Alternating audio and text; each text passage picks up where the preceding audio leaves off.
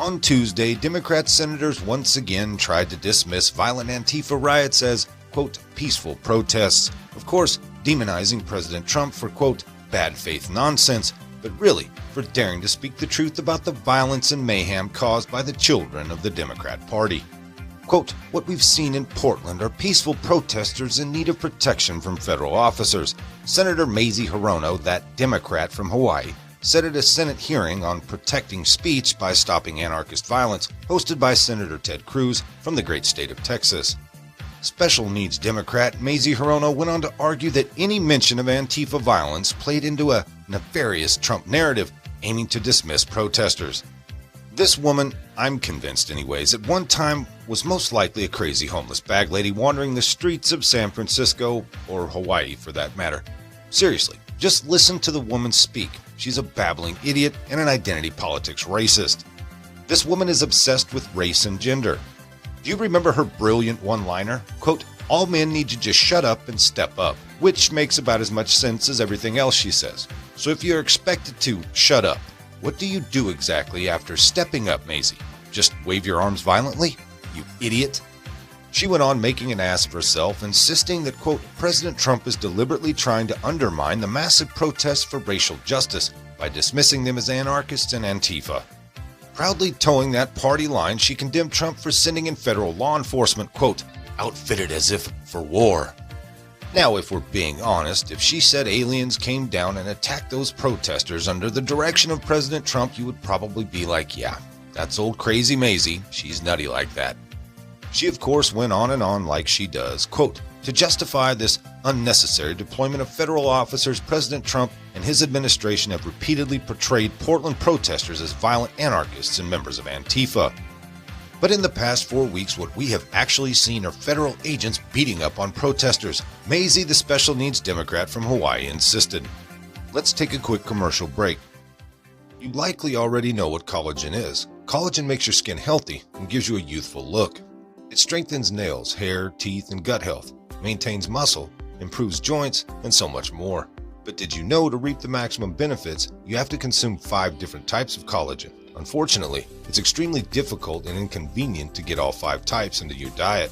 That's why consumers are choosing Ageless Multi-Collagen. One scoop has the scientifically correct proportions of all 5 proteins you need to maximize your benefits from collagen. You're getting 5 different collagen products in one.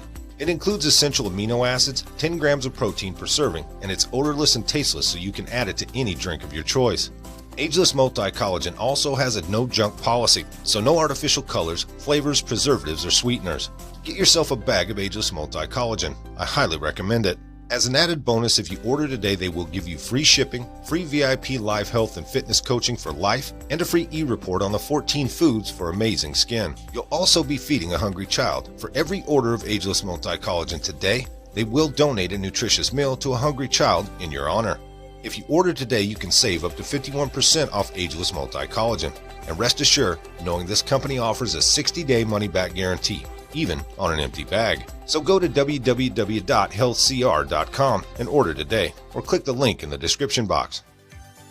Senator Ron Wyden, another lovely Democrat from Oregon, also insisted that the violent mobs in Portland, Seattle, Chicago, and elsewhere were all truly peaceful protests. Quote, this argument that Americans exercising their right to peacefully protest are anarchists, terrorists, and agitators is bad faith nonsense by the president and his enablers, who are calling peaceful protesters anarchists and terrorists and sending paramilitary forces, Wyden idiotically declared. He also called, quote, any talk about leftist anarchy completely baseless.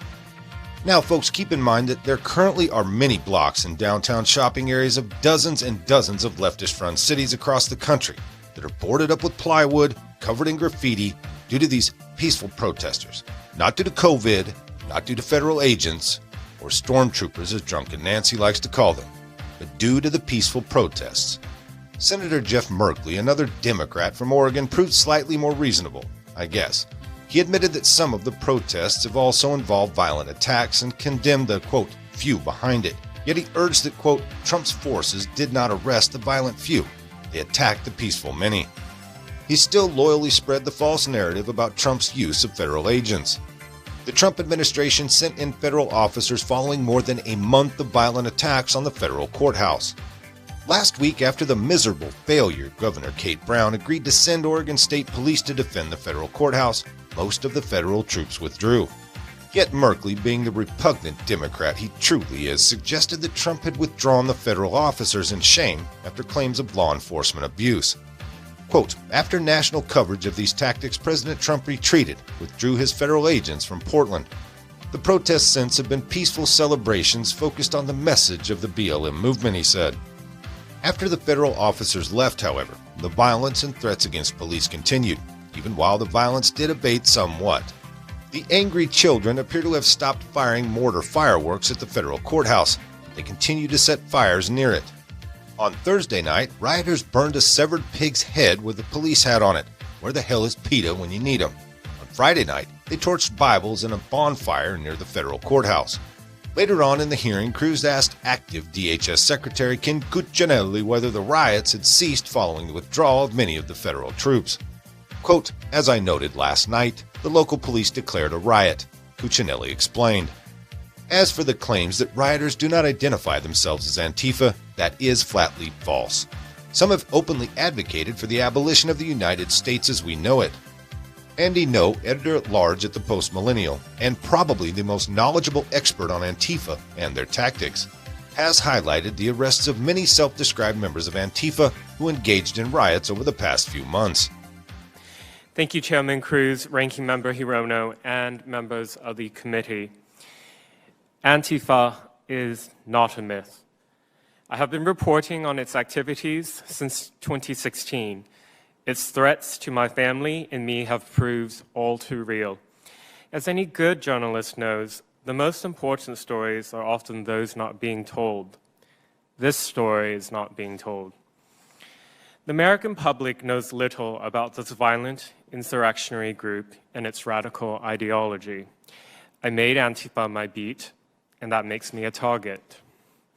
Its followers regard my reporting as a threat to their mission, so they use violence and intimidation to try to frighten me into silence. First, they tried to discredit me, falsely branding me as a white supremacist. I happen to be gay and the son of Vietnamese refugees, so that was surprising. Next, they threatened to kill me and hurt my family.